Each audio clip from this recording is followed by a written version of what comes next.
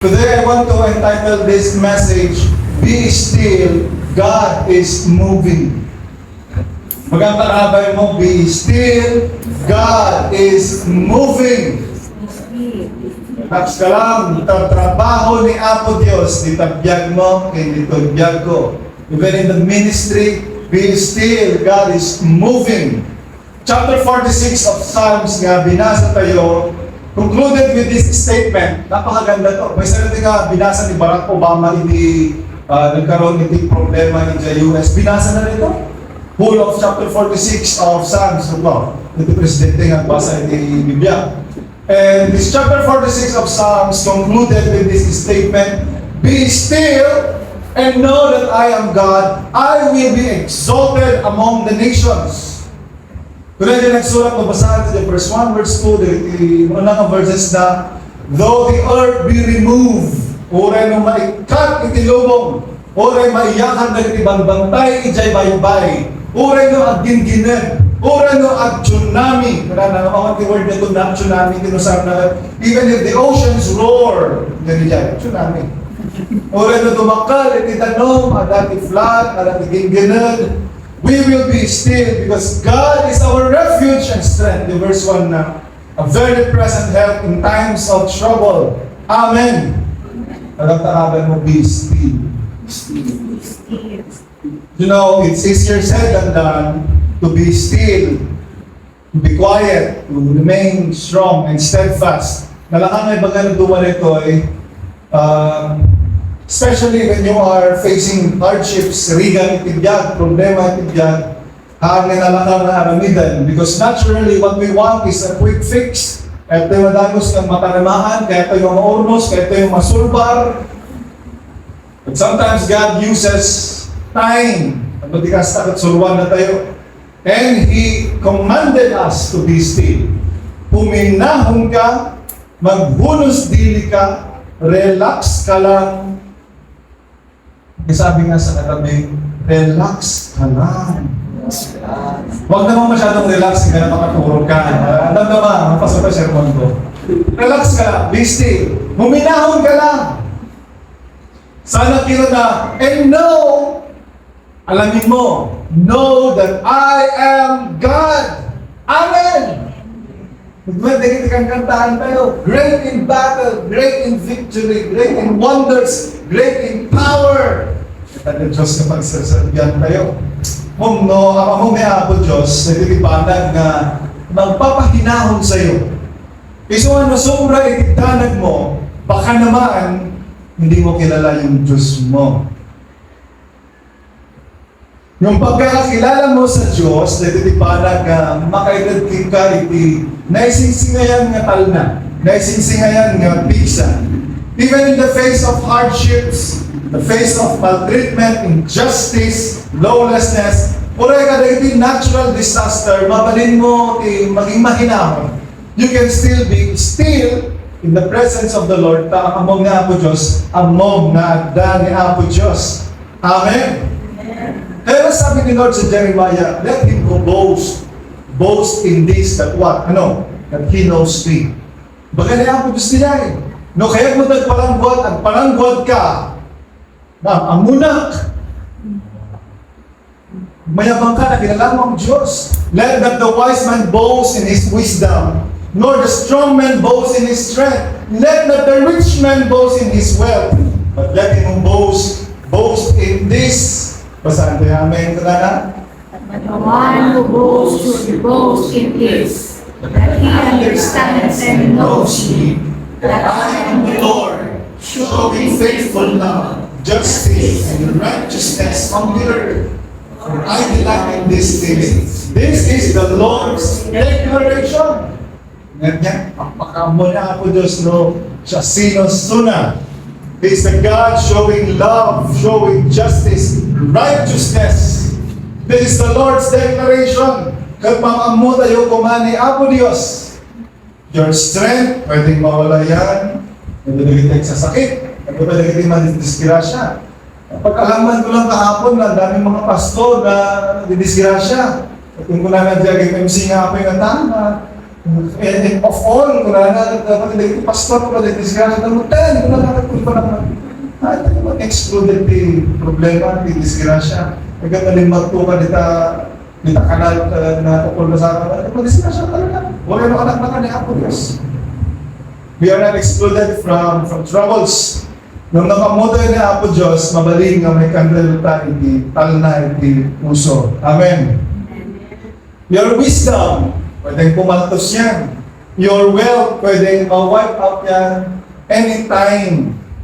But your knowledge about God, pagkakakilala mo sa Diyos, that is the real treasure.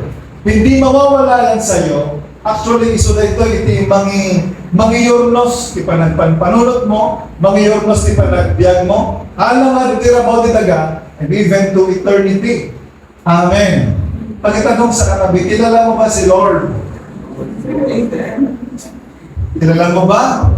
Baka yung mga classmate mo lang ang kilala mo, yung mga kapitbahay mo. Ilan sa mga friends mo sa Facebook ang kilala mo talaga? Baka 10 lang. Kita duman ka, 3 lang ang nag-aglay. Kaya natin knowledge about God is ultimamitan di naununin nga panagtalag ken pananamnama. And as a result, it gives us peace, it gives us joy, it gives us real meaning in life. Datalag mo, nakampensan kita ako. Gusto nga mong, iso na, ang among nature na, among character na. Unay ka na tayo mga tao. No, ang among dyan tao, mapapakampiyansa ka. Pag kilala mo rin yung tao, pwede mapapa-oops ka. Diba? Pag kilala mo yung tao, at merong nagsasabi sa kanya ng mga negative words, may sumisira sa kanya, may nag-accuse sa kanya, pwede mong sabihin na, oy, tala ka man! Hindi ganyan si Levi, mabait si Levi. Para pagtatanggol mo kasi kilala mo eh. Hindi niya magagawa yan. Kilala ko si Brother Alan, hindi niya magagawa yan. Diba? Kasi kilala mo yung tao, may kumpiyansa ka. Kilala mo ba yung asawa mo? Matiwala ka ba talaga sa asawa mo? 99. 99. May kumpiyansa ka ba kay Levi? Tiwala ka ba sa kanya? Kilala mo ba talaga siya? Ako mong baso na? Ito mga tuloy mag-gawin. Sigurado ka na ba? They've been together for a long time. Amulan yung may isa. You know, tao pa lang na yan, ya. Natayo ang tao pa lang. Tumalagay po si Boarding ni DJ, college siya. May mga boardmates ako doon. Time iti OGT. Very close kami kasi ng mga boardmates namin. Puri nung kuna na kasi Pierno, L. James. Inuman ni Baba na, Bidyo Pokea ni Baba na, Sugal. At natin naging prostitute ko ako man dyan, si Romeo, at kami sa second floor. Kung baga na natin, Pierno tayo alibandaw. Kalahin ka na gugulo. Nga, bakit ka na, enjoy na kayo man ni Apo Diyos. Praise God, maka-SB lang kami magtata. Nakagraduar kami magtata. Ito dyan, the second floor, very close in the friendship ties. May mga time na pumunta kami sa mga duty. Meron isang friend ko na iba ang na-dutyan na. Ako daw ang pinag-uusapan sa duty nila. At ganyan yung sinasabi nila. Tapos tumayo siya. Huwag kayong ganyan kaw. Huwag kayong ganyan kaw. Hindi ka naman siya kaw. Kilala ka lang, tumingin-tigil ka, tumahimik ka, hindi ganyan siya kaw. Kaya, alam mo na. So, nakampiyansa na. Tao pa lang nila, natayo pa lang ang tao. Nagkakaroon ka ng kampiyansa. Pag kilala natin, how much more to God? If we know the character of God doesn't change. Kanyang value. Character, kanyang value dito. That's why we have nabalik character. A, B, character dito. C. Letter A. Pero pa nga dyan, Amerika, letter A lang ta. Value. Character the numbers 1, 2, 3, 4, 5. Mga value nito, pero pa nga Japan, number 1 lang ta. The character, it doesn't change. The character of God, the kanyang value. Iso nga, adali kampensa tayo, adali talag tayo. Ang tanong really is, kilala ba natin ang Diyos? Ano ang karakter ng Diyos base sa Biblia? Ano ang pagkakakilala mo kay Lord? What are the attributes of God? Medyo atito iti sermon ko nagta, be patient with me, attributes ni Apo Diyos, hindi pagtungtungan tayo. Today, I want to share the word still to all of us. S-T-I-L-L. So that we can easily remember the attributes of God. Ano ba ang attributes? What makes God God? Letter S, God is sovereign. Balat naman namin di sovereign. Sovereign. Meaning He is in control, He is in charge, He knows what He is doing, He cannot be wrong, He is supreme, He does whatever He pleases, He is sovereign. Sovereign niya ako Diyos, He is in control. Psalms 115 verse 3, He does whatever He pleases. Ang Diyos na lumisun na, ramidan na nung kahit ang ramidan. Because He is a sovereign God. He is not affected by anything. Hanggang mabalin nga counsel mo ni Apo Diyos, ang Diyos na lumisun na. Hanggang mabalin nga advice ang misun na, ang Diyos na rin. He is the wisest of all the wise. He is the strongest of all the strong. He is the best of all the best. He is supreme. He is sovereign. He is in control. Amen. But our God is in the heavens. He had done whatsoever He had pleased. Ang langit ang kanyang trono, sabi pa sa Isaiah, ang langit ang kanyang trono at ang lupa ang kanyang tungtungan. Masalita ng Diyos na pagserserve din tayo. This is what the Lord says. Basahan namin kinabsahan na mga na. This is what the Lord says. Heaven is my throne, and earth is my footstool. What house could you possibly build for me? And what place would be my home? Kaya, ang langit ang aking trono, ang lupa ang aking tungtungan lang ng aking paayan. God is above everything. God is above everyone. And He rules the universe. God is sovereign in His plans, sovereign in His purpose in your life. May salita, nakil nga attribute ni Apo Diyos. That is what makes God God. Isaiah chapter 46 verses 9 to 11. Basahan din namin. Remember what happened long ago. I am God, and there is no other. I am God, and there is no one is like me. I declare the end from the beginning, And from long ago what is not yet done, saying, my plan will take place, and I will do all my will. I call a bird of prey from the east, a man for my purpose from a far country. Yes, I have spoken, so I will also bring it about. I have planned it, I will also do it. Amen!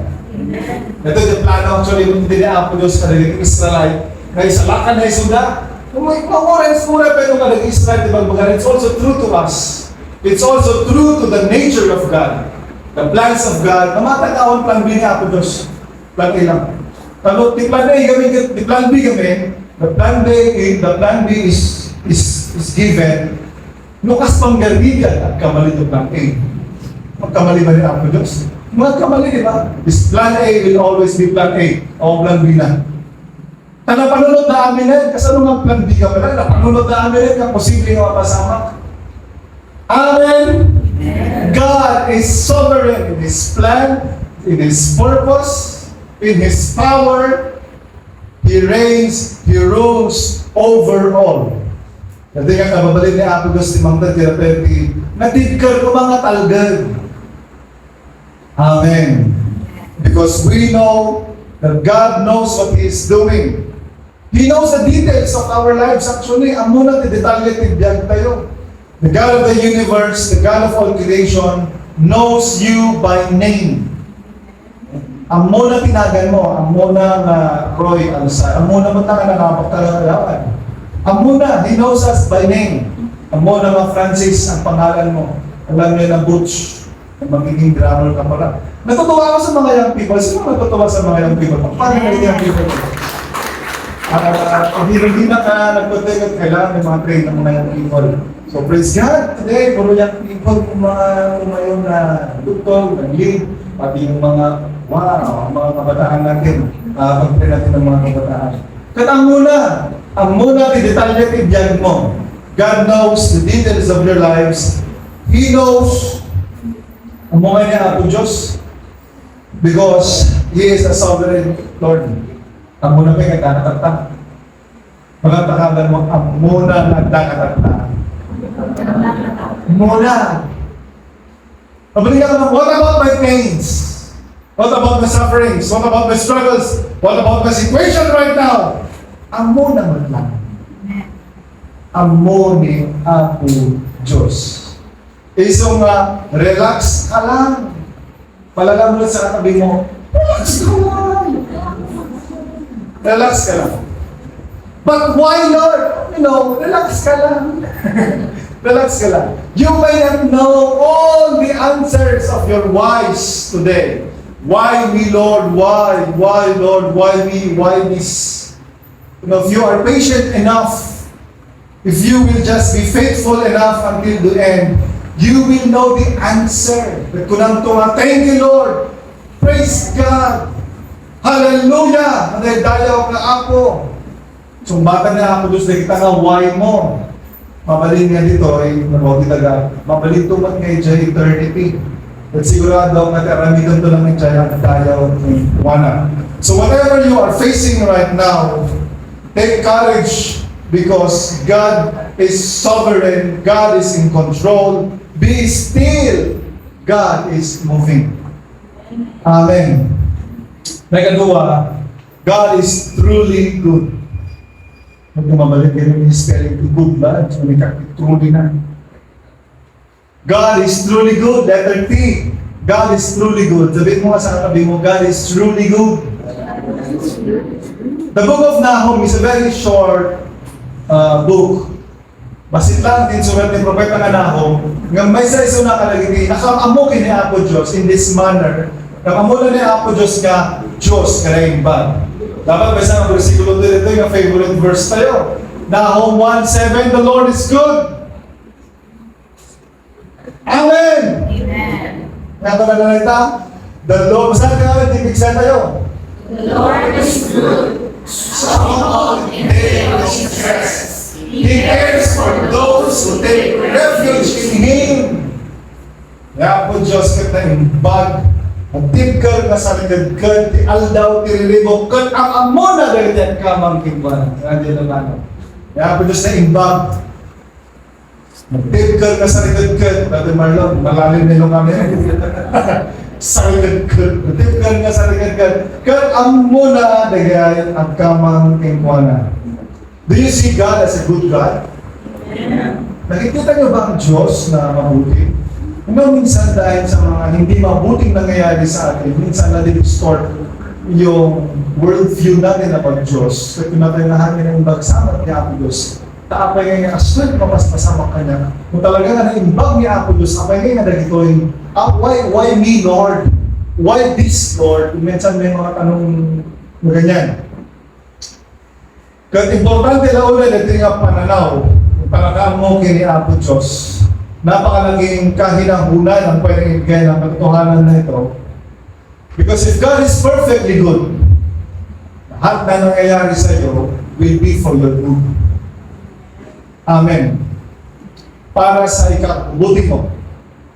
Whether it is testings, whether it is problema man yan, trials, sakit man yan, rejection, disciplines, it is all for your good because God is a good God. Amen. Ang haimamekan di pa nung ko the goodness of God. Karo no stoy ni Vujicic. Kasi yung tinagan na eh.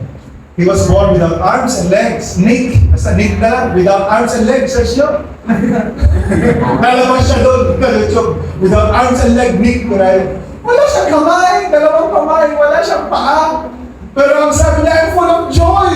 No. God is good. Kunana.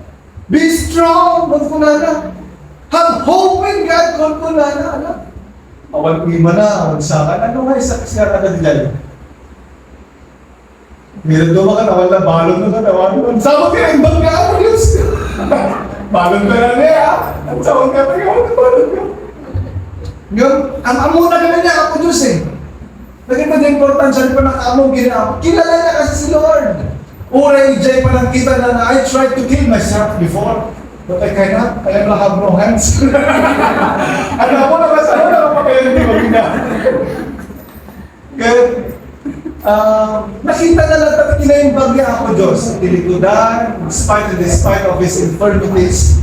Nakita na kinaimbag niya ako, Diyos. Gusto mo nagdayo, gusto na nagragsak, gusto na mayat iti nagbanagan na. Gusto nga napakalanging kahinahunan ito. Nung makita niya ako, Diyos, nga na imbag, gusto na nga, Diyos, itabyan mo. Romans chapter 8, verse 12, ulitin natin ang versikulo. Everything works together for good. Basahin niya amin kung we know that all things work together for good of those who love God, those who are called according to His purpose. May banda ka niya, Apo, sa anong purpose mo. At ano niyo pas kasama kinabiyag mo. Wala purpose na. At para ito pagsayatan, para ito purpose, yung plano ng Apo Diyos. But you know what? It takes a lot of faith. No, kung may pinagdadaanan ka ngayon nga, matindi ka talaga, but it takes a lot of faith. But I'm praying that God will grant you that faith to believe that God is truly good, that God is moving at kaptrabaho niya po. Diyos, lapta, itabyan mo. As the song says, God is too wise to be mistaken. Sino ba nakakalam ng kanta na yan? Kantahin mo yun, kung may mga problema kayo, nakaka-uplift to. God is too wise to be mistaken. God is too good to be unkind. So when you don't understand, when you don't see His plan, when you can't trace His hand, trust His heart. He is a good God. Out from the abundance of His heart is goodness.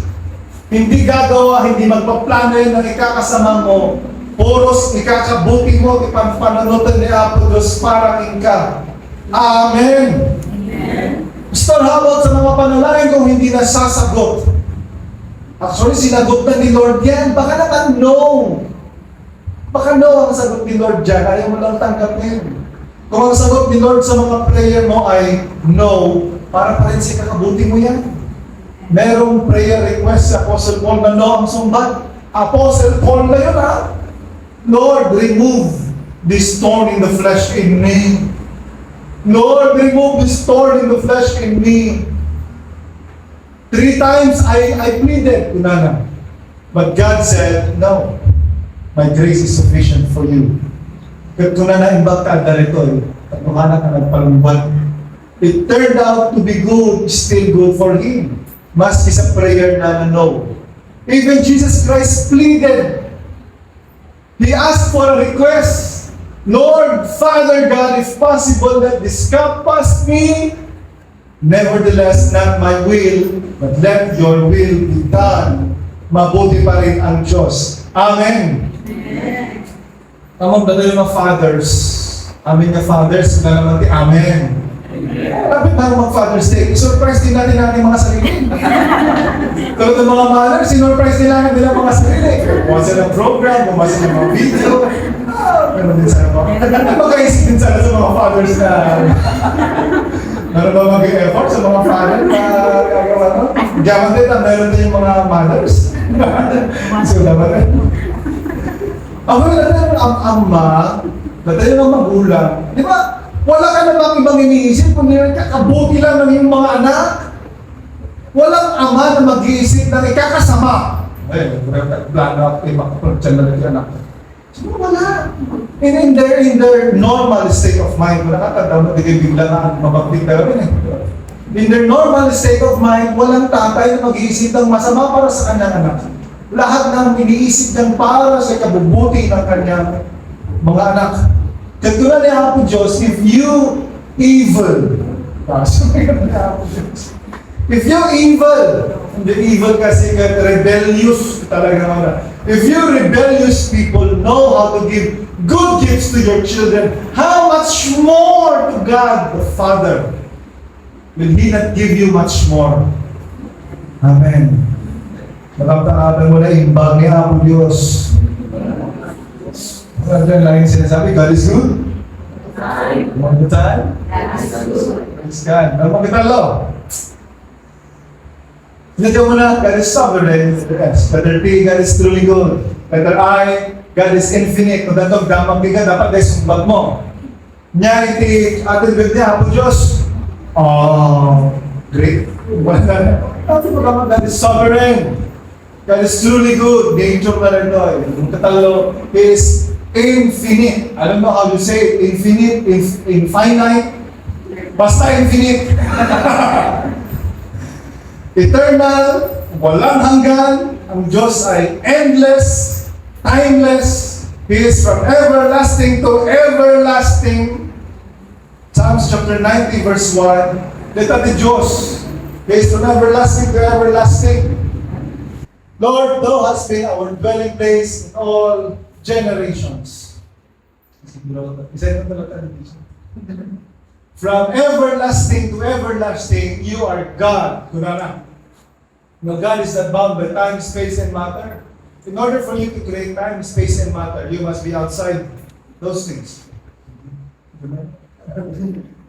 Bumili kasi sila ng faith.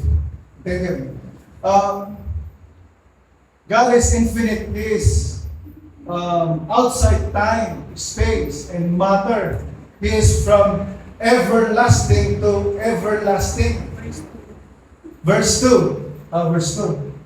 Lord, Thou hast been our dwelling place in all generations. The verse 2. Okay. Thank you.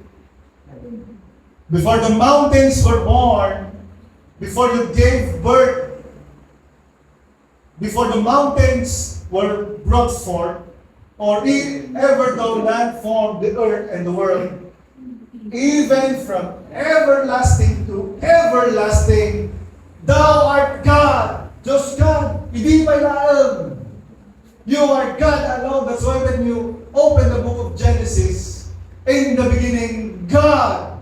Pagkalan ng dati Diyos. At hindi magibagbagang awang ti Diyos, ang dati Diyos. And He is the God from everlasting to everlasting. He is infinite God. Ang magpipakinggan na. Baga ni Jesus Christ, I am the Alpha and Omega, the beginning and the end. Kaya nga sabi ni Lord kay Prophet Jeremiah, before I formed you, I knew you. Meron bang pwedeng makapagsabi sa ating Lord? Sabi nagdadala ni Sister Iris, before they formed you, I knew you. Diba? Kaya mo bang sabihin yun? Hindi mo kayang sabihin yun kung hindi ka from everlasting to everlasting.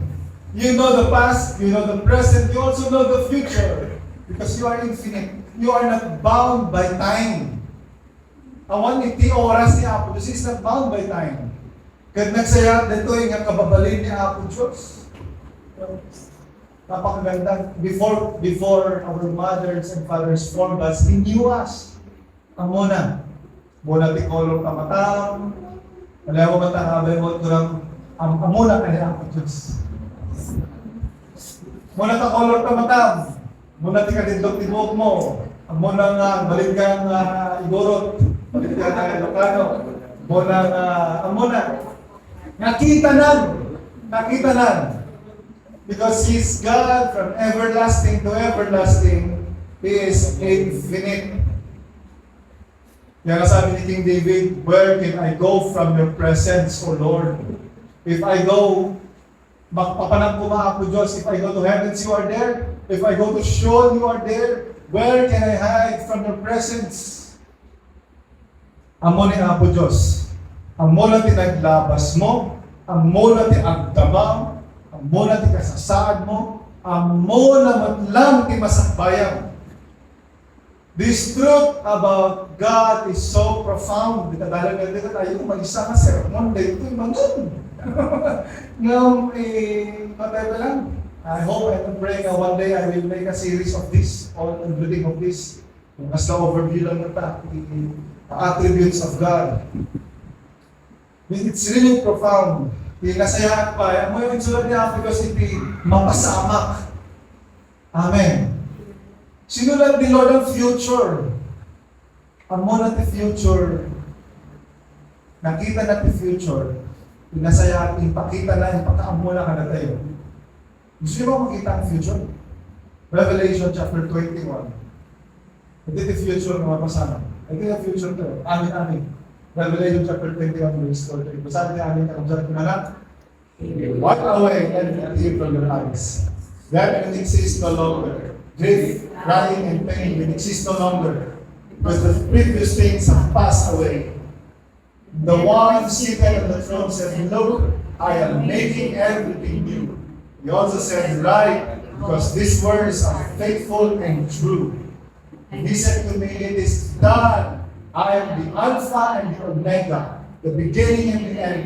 I will give to the thirsty from the spring of living water as a gift. The victor will inherit these things, and I will be his God, and he will be my son. But the cowards, unbelievers, vile, murderers, sexually immoral, sorcerers, idolaters, and all liars, their share will be in the lake that burns with fire and sulfur, which is the second death." Ita, iti future. Iti malina kaya nga tulnog, iti the gospel of God. And they continue to live in sin. From that second death. Nung nalagiti amin nga tulnog, sumulot kina ang Diyos. Sabi ni Lord, I will wipe away their tears. There will be no more crying, no more pain, no more sorrow, no more suffering. I will wipe away their tears. I will be their God, and they will be my children. They will be in my presence forever. Amen. With that future, amin iti about itaga. It goes beyond ito yung about itaga because God is infinite. Iti about itaga, but maawan nito, it will not last forever. Mag-future kayo in eternity in the presence of the Lord. Pakisabi sa katabi, alam ko ang future mo. Simple lang mo eh. No siya ka, among mo dyan. Alright, di ba ba? No siya ka, alright, di ba ba langit kita manibir mo? Simple lang. Kung di may isang tao talaga kay patangkan na, nagtultuloy nga baso, di na kayo pagserbi kina po Diyos, kay patangkan na, nag-rebel na kina po Diyos, imbaganan, pagtulungan na. Kung di may isang tao pa kung babati sa kawanan niya po Diyos, he will repent and turn to God for salvation. He will receive. Ganun lang kasimple, hindi komplikado. Number 4, tama, bayan. Nasa pa lang, 9:30 pa lang. Bakit nakala mo, 9:20 pa lang. Lagyan mo ng attribute niya po Diyos, God is sovereign. Letter T, God is truly good. Letter I, God is infinite. Letter L, God is the lawgiver. This is what makes God God. He gives the law, and He is just. Muna ukradon tayo ti libro ti Genesis, the creation. What God placed in all creation limited. When He created the plants, the rocks, the soil, the stars, the universe, ang hindi kabila, lilintag. Lilintag ka saan ka mabaliwan. He gave the law of gravity. Imagine niyo kung paiba-iba ang law of gravity. Duma, di ba ba? Duma mumato tayo. Duma ka handa makapagdata formiga, hindi nag-iiba. He established the law of magnetism. Muyo ko na lang 0.0001 lang ipagpalinan na, pagkamalyan na, ito'y law of magnetism, ito'y polarity ni lubong. Makuha tayo, it's either may purbak tayo, may makuha tayo. Nagikabi ni Suna itilinlintag, the law of physics, law of harvest, law of procreation, law of polarity, law of energy, at hindi na babaliwan yan. Hindi nag-iiba yan. God is the lawgiver. Kaya uray iti tao, ada ti order, ada iti lintag nga itag na. Tapos ikas na to put order in everything, in His every creation, to put order. Kaya sabi ni Job, 38 verse 33, actually sabi ni Lord kay Job, alam mo ba, yung mga ordinances ng langit? Sabi mo. Isang term niya kamsa? Ano na nila? Do you know the laws of heaven? And you impose its authority on earth? Dati linlintag iti langit. No, di langit kita linlintag, o linlintag ka ano linlintag, i-impose naman dito yung kapag dito. So, ba't niya ako Diyos dito yung kini Job? No, may isa kang tao nga, alutin, why mo? Why? Why this suffering? Why this pain? Why this sickness? Why this bankruptcy? Why this debt? No, ano sa lutsod mo? Masabi ni chapter 38 ni Job, sinong bata niya ako Diyos? Ni Job. Kat may sarili ka nagiti sumbat na. Ang mga kaya, nagiti nilintag tinamit. Ang daka kaya, pag-ibasa ti example. Ang mga ba, no, mas anong, napalas yun ba nga nagdadamang kaya ng Diyos? Lord, patingin nga ako. Pastoy, may lakay ko. Ngayon, pastoy, may bakit ko. Patingin nga, pastoy nga. Patingin, Lord, nga, dati sakit ko. Ano magdadasan? Lord, patingin nga, dati ko na ba? Sakit ni mother ko, sakit ni dapat ko. Patingin, ito yung bigo, matas na nga sa amin niya. Lord, nga, hindi mo ako. Patingin nga, Diyos nga ako. Then the Lord answered Job out of the whirlwind and said,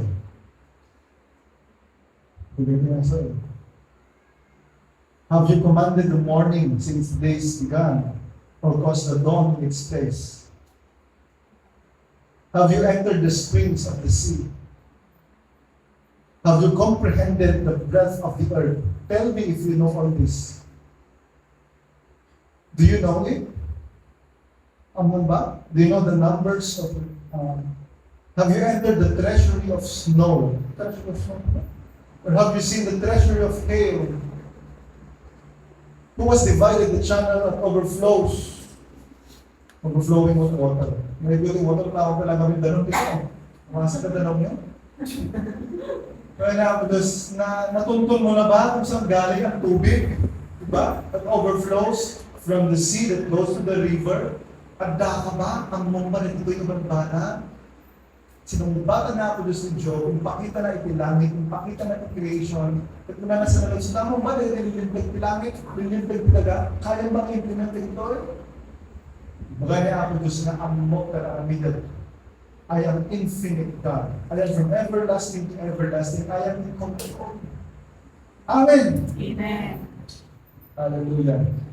Nakaroon ka na kayo, this thought is very profound. And God is the lawgiver. You know the ordinances? No, when you open the book of Exodus, the first thing that God gave to the nation of Israel, ang may doon natin muna ngayon na, kapag warday di Egypto, kapag na Mount Sinai, ang multi mo na ngayon na kalakala, di mo na ngayon na kalintag. He gave them His moral laws. He gave them the 10 Commandments. But after the 10 Commandments, distaan pinakakadungal lintag. Actually, may isang nasyon, nagbalik nga nasyon, nagkanoon lintag na.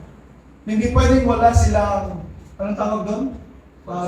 Constitutional rights. Hindi pwedeng walang gano'n. Basta po mga dati lintag na. But isot mo lang ito na produce ka dagiti nasyon ng Israel. God is the lawgiver. Ada nilintag na ni aming nga banag. Ada lintag na. Bagang nakabi mo, ada lintag na. Tanawan tilintag. Ada puro kilo awan ti ornos. Imagine mo na lang, awan tilintag iti dalan. Awan iti HPG nga. Ano pa dita? Ada LTO. Awan tilintag ti dalan. Hindi ka pabalik ka na, dumumpar. Handa ka mo't pabalik na tiliwan. Tawang malintag na. No, awan tilintag ti dalan. Ay kata, gumulo tayo na. Kanya-kanyang speed limitan. Awan di speed limit. Or, no, awan tilintag iti pa nagkumayto ti simbaan. Awan oras na lintag di dyan. Di ba natin oras lintag di dyan. No, awan tilintag na there's no order. Makalagdo mo ka na tayo, may karparbangon. Na-stress ka lang, pastor. May yung ginuta yun. Ano tayo may tibang-balong, may tirab-rabiin. Awan yung order na, awan tilintag na. God is a lawgiver. He is a lawgiver not to restrict us, but to give order. Amen. Haya tapos to, tas gilan na katiragsak mo, kung tapos tikas takot agitan iti order. Because God is the God of order. He is the lawgiver. Amen. Hallelujah. This truth about God is so comforting. God is the lawgiver. Especially if you are facing injustice. persecution, and even rejection. Kaya maamong natin yung inapudno ni Apo Diyos that God is the lawgiver. He is also the judge. Sabi sa Thessalonians chapter 3 verse 10. Since it is righteous for God to repay, it is righteous for God to repay with affliction those who afflict you. Okay? It is a righteous thing for God, the lawgiver, the just judge, to repay with affliction those who afflict you. Ulitin ko saan. And to reward with rest you who are afflicted along with us. This will take place at the revelation of the Lord Jesus from heaven with his powerful angels. Tuloy tayo. Naging gana 10. Taking vengeance with flaming fire on those who don't know God and those who don't obey the gospel of the Lord Jesus. This will pay the penalty of everlasting destruction away from the Lord's presence and from his glorious strength. In that day when he comes to be glorified in his saints and to be admired by all those who have believed, because our testimony among you was believed. Nakita yun? The lawgiver, God is a just God. Ang mabalik kasi ang nagkatatilintay, tapos balik ko magtakalintay. Kaya it is proper for God. It is just right with God na parusaan na nakita taong afflicting you, insulting you, persecuting you. Pali the term na afflicting, word na martyr. Magpatay ka na ngayon. Ang pamat, di pa tayo dumating sa point na natin may magpatay ka na tayo because of our faith. Kung na it is just proper for this righteous judge to afflict those who afflict you, giving vengeance to those who do not know God. In flaming fire, kaya ba yan? Delikado na sa mga pamana ako, Diyos. And you do not obey the gospel of God. Nang kuna na, but to reward also, kadagiti amin nga mag-admire, mag-uray king kuwana. Magampakaban mo at reward mo. Marigal mo, tati. Maganda yung word na Ilocano na gunduna. Reward gunduna. At punishment is gunduna. Kaya nang nasibot ka, gunduna. Kung namatang ng tawalo, ay gunduna. Madusa ka. Ito bagang takalan mo, gunduna, puno. Gunduna, puno. Gunduna. Hallelujah. Last but not the least, be still. God is moving. Sa favorite to the amen. God is love. Medyo letter S, God is sovereign. God is love. Subukan mo itong mga high schoolers natin. Yung still, what is G? Ay, what is S? God is the Still? lawgiver. God is the lawgiver. Kapag-agad mo yun? Maringay. God is the lawgiver. Last but not the least, God is love. Nature, character niya ako gusto ito. God is a just God, but He is also a God of love. Ano nga reconcile ito? When it comes to the justice of God, He is a righteous judge. Kung amoyo, ang buhat ka, importante ito. When it came to our salvation, just nagkadisulan yan. Just ka kung righteous ka, just ka nga hukom, you will punish kung sino ang nagkasala kasi just ka eh. Kung may nang-rape, kung ang punishment, capital punishment, ganoon talaga kasi just ka eh. Hindi pwedeng palampasin mo yan kasi nagkasala ka. You know, but when it came to our salvation, na nga itong justice, i-apply na ako dos kada tayo. Natin i-apply na grace and mercy. Why? Because He is a God of love. Amen. Kapaganda na natin Diyos. Grace and justice is an expression of God's nature as a God of love. Mercy, mercy that Deserve mo din mapunish kung saan ka pinunish. Naasikin ka. Grace that hindi mo deserve ang mabigyan ng kabutihan, pero binigay pa rin sa iyo. Justice is getting what you deserve. When it came to our salvation, ang in-apply na ako Diyos justice na ala tayo. Ala tayo, in-apply natin lahat na. Romans chapter 5 verse 8. But God demonstrated His love towards us. And while we were still sinners, Christ died for us. Basahan tayo namin ito sa God proves His own love for us in that while we were still sinners, Christ died for us. While we were still sinners, while you are still a sinner, what you deserve is the just punishment of God. Karapat dapat lang na maparusahan ka because while you are still a sinner, managadagas ka pa lang, wala na. Ang karapat dapat sa iyo ay maparusahan. Karapat dapat sa atin ay maparusahan.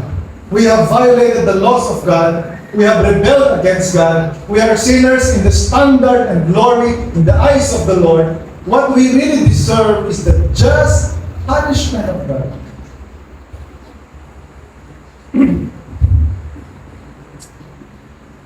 God is also a loving God. Amen. He's also a loving God. As if you are just, you will not let sin go unpunished. But if you are loving, you will have to show grace and mercy. Paano mo pag-reconcile yun? Paano mo reconcile? Ganito ang ginawa niya ako Diyos para ma-meet yung dalawang nature niya naman. He let His Son, Jesus Christ, be punished in our behalf. Gusto nga just, baptizo na, at that is justice. He let our sins be punished. He let His Son be punished for us. And at the same time, ipakita naman lang ayat na tayo. 2 Corinthians chapter 5, verse 21, kuna na dito He made the one who did not know sin to be sin for us, so that we might become the righteousness of God in Him. Nakita nyo? He made Jesus Christ, who knew no sin, to be sin for us. Inala na ang pagkatigibasun mo, guilt mo, that we might become the righteousness of God through Jesus Christ. Grabe yung ayat niya po dito. In-demonstrate natin ayat na kanito. He satisfied the justice of God with dying on the cross. He paid the penalty of our sins. Binayaran na. But He also demonstrated His love for us when He was hanging on the cross. This is how much I love you. This is how much God loves us. Amen. And in the 1 John chapter 3 verse 16, no greater love than this. This is how we have come to know love. He laid down His life for us. We should also lay down our lives for our brothers. Medyo narinig dito? Nandito naman tayo tinayat ni Apo Diyos na tayo isuna para kada tayo. Isuna ko na. Look at how great a love the Father has given us. We should be called God's children. And we are. The reason the world does not know us is that it didn't know Him. Amen. Pakisabi sa katabi, you are a child of God. Nagsayat ka pananalutan, nagsayat nga, i-meditate nga, dito nga, sovereign God, truly good God, infinite God, the God that is the lawgiver, kaya sumad lang ti Diyos si ayat, ay ayatan na tayo, kaya tinarami na tayo ang anak na. Amen! So whatever circumstances you are facing right now, be still in the presence of God. Be still, God is moving. At talang, relax ka, puminahon ka. It's the God that you are serving, the God you are worshiping. He is the sovereign God. He is the true God. He is truly good. He is infinite. He is the lawgiver. And He loves you. He loves us. He dearly loves us. God is moving in our lives. God is moving even in this ministry. So let us all be still and know that He is our God. He is our refuge. He is our strength. very present help in times of trouble. Father, ito ang ganda ng